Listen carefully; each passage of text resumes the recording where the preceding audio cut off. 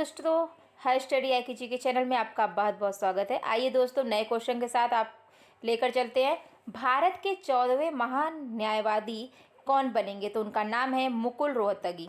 तो आइए इससे जुड़े कुछ इंपॉर्टेंट पॉइंट्स बताते हैं। जैसे कि फर्स्ट है, मुकुल रोहतगी भारत के 14वें न्यायवादी बनेंगे। यह के वेणुगोपाल का स्थान लेंगे। दूसरा है कि भारत का महान्यायवादी भारत सरकार का मुख्य कानूनी सलाहकार तथा भारतीय उच्चतम न्यायालय में सरकार का प्रमुख वकील होता है।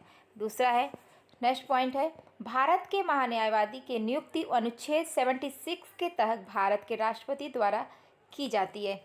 आइए कुछ हम पिछले टॉप 5 राष्ट्रीय नियुक्तियों के बारे में बताते हैं। जैसे कि फर्स्ट है, भारत के नए मुख्य चुनाव आयुक्त कौन है? तो उनका नाम है राजीव कुमार। और नेक्स्ट है, भारतीय वायुसेना के नए महानिदेशक कौन है? संजीव कपूर।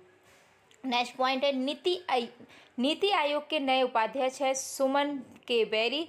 भारत के विदेश सचिव हैं विनय मोहन क्वात्रा। और रक्षा मंत्रालय में नए सलाहकार जो है उनका नाम है विनोद जी खंडारे।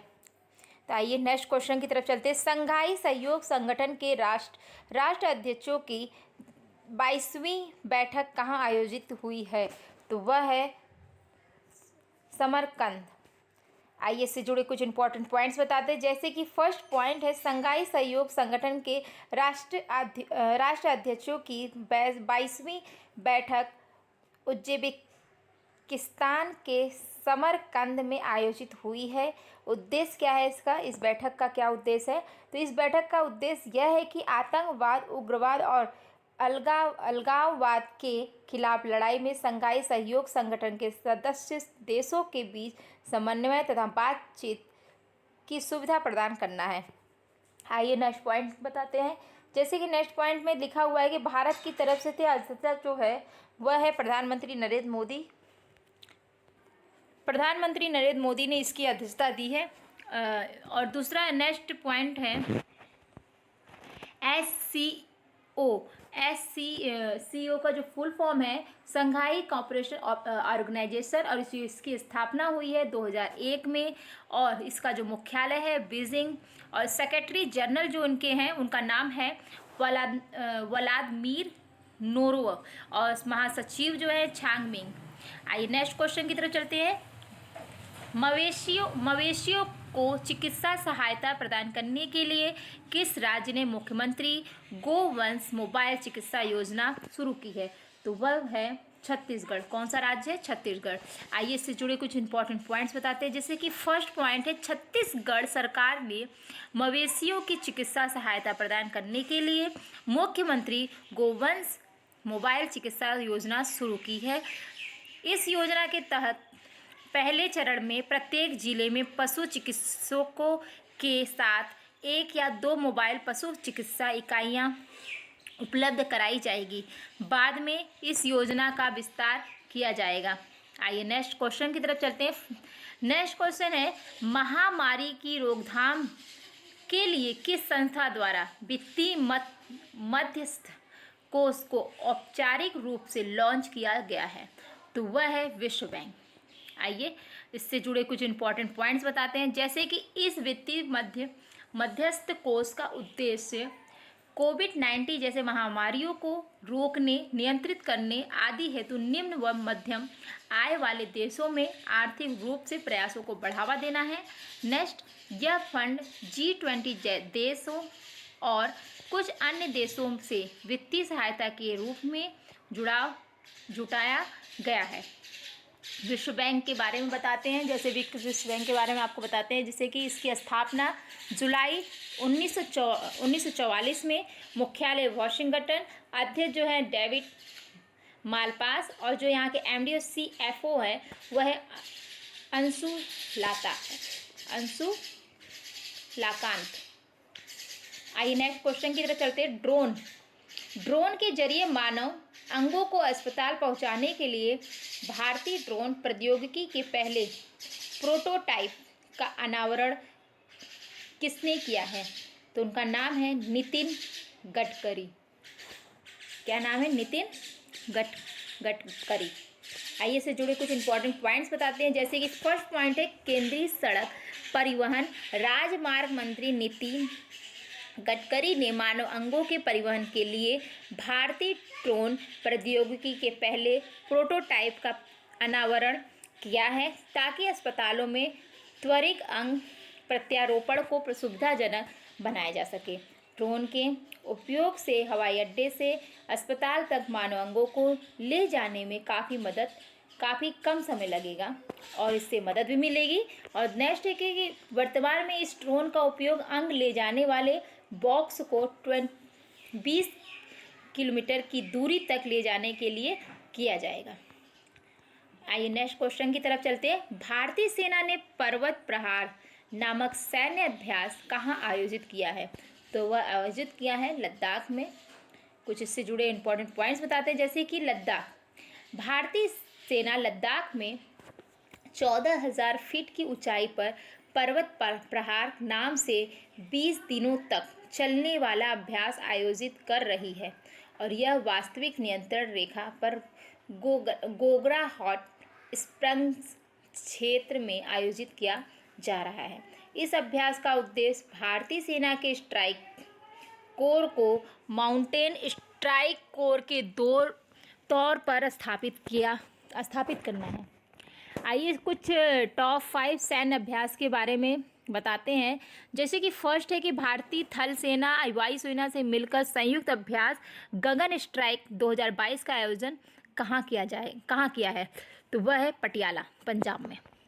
नेक्स्ट पॉइंट है भारतीय वायुसेना द्वारा वायु शक्ति अभ्यास का आयोजन कहाँ किया गया? वह है पोखरण, मतलब राजस्थान। आइए नेक्स्ट पॉइंट, संयुक्त समुद्री अभ्यास पश्चिमी लहर XPL 2022 का आयोजन किसने किया? तो भारतीय नौसेना ने किया है। भारतीय नौसेना ने संयुक्त समुद्री अभ्यास पश्चिम लहर XPL 2022 कहाँ आयोजित किया है? अरब सागर में। और बहुराष्ट्रीय नौसेना अभ्यास मिलन 2022 का आयोजन भारत के किस शहर में हुआ है? तो वह है विशाखापट्टनम। आइए एग्निलेट नामक 3D printed rocket engine design करने वाली दुनिया की पहली कंपनी कौन सी बनी है? तो वह कंपनी बनी है अग्निकुल कॉस्मोस। आइए इससे जुड़े कुछ हम इम्पोर्टेंट पॉइंट्स बताते हैं, जैसे कि अग्निकुल कॉस्मोस दुनिया की पहली कंपनी जिसने अग्निलेट नामक रॉकेट इंजन डिज़ाइन किया है, जिसे 3D प्रिंटिंग का उपयोग करके प्रिंट किया जाएगा। इसके लिए भारतीय रॉकेट निर्माता अग्निकुल कॉस्मोस ने सिंगल पीस रॉकेट इंजन के डिज़ाइन और निर्माण के लिए भारत सरकार से पहला पेटेंट हासिल कर लिया है। आइए नेक्स्ट क्वेश्चन की तरफ चलते हैं। 10वें दक्षिण भारतीय अंतर्राष्ट्रीय फिल्म पुरस्कार 2022 में सर्वश्रेष्ठ अभिनेता का खिताब किसने जीता है? तो उनका नाम है अल्लू अर्जुन। आइए इससे जुड़े कुछ इंपॉर्टेंट पॉइंट्स बताते हैं, जैसे कि अल्लू अर्जुन ने यह पुरस्कार फिल्म पुष्पा द राइज के लिए जीता है। 10वें दक्षिण भारतीय अंतर्राष्ट्रीय फिल्म पुरस्कार 2022 का आयोजन बेंगलुरु में हुआ है। आइए कुछ फिल्मों के जो पुरस्कार विजेताओं के नाम बताते हैं भारतीय अंतर्राष्ट्रीय। जैसे कि फर्स्ट है सर्वश्रेष्ठ फिल्म पुष्पा द राइज, सर्वश्रेष्ठ अभिनेता अल्लू अर्जुन जो इसी फिल्म के हैं पुष्पा द राइज के, और सर्वश्रेष्ठ निर्देशक सुकुमार जो पुष्पा द राइज के हैं। आइए सर्वश्रेष्ठ अभिनेत्री पूजा हेगड़े, और नकारात्मक भूमिका में सर्वश्रेष्ठ अभिनेता है प्रमोद शेट्टी, और सर्वश्रेष्ठ नवेदित अभिनेता हैं वैष्णव तेज, सर्वश्रेष्ठ नवेदित अभिनेत्री हैं कृति शेट्टी। और युवा आइकन पुरुष जो हैं वह विजय देवरकोंडा, और युवा आइकॉन महिला हैं वो जो पूजा हेगड़े, और दक्षिण भारत में सबसे लोकप्रिय हिंदी अभिनेता रणवीर सिंह। आइए नेक्स्ट क्वेश्चन की तरफ चलते हैं। भारतीय नौसेना ने प्रोजेक्ट 17A के तहत स्टीलथ युद्धपोत तारागिरी को मुंबई में लॉन्च किया गया है। यह युद्धपोत का निर्माण किसने किया है?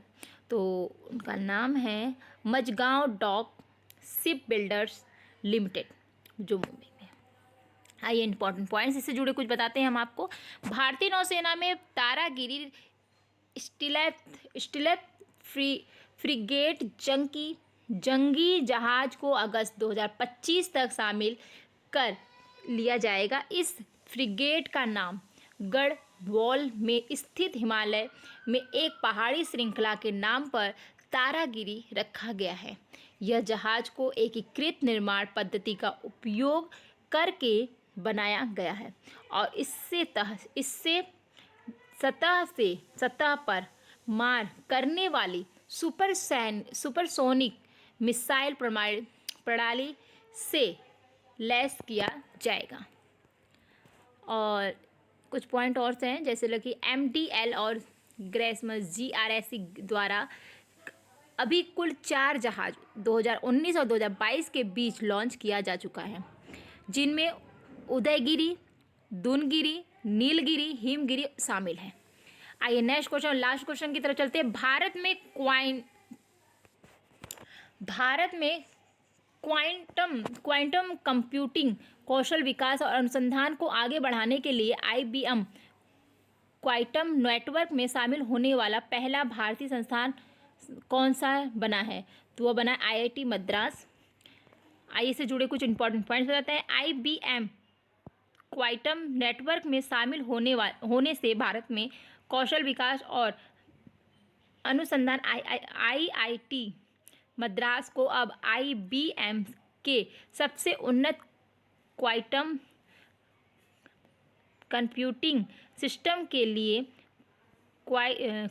क्लाउड आधारित एक्सेस मिलेगा, जिससे प्रौद्योगिकी के व्यवहारिक अनुप्रयोगों का पता लगाने में सहायता मिलेगी। इसी प्रकार हमारा सारा क्वेश्चन समाप्त होता है यहीं पर, और हम फिर मिलेंगे आपसे। तब तक के लिए नमस्कार, और हमारे चैनल्स को लाइक, सब्सक्राइब और शेयर ज़रूर करिएगा दोस्तों। थैंक यू दोस्तों।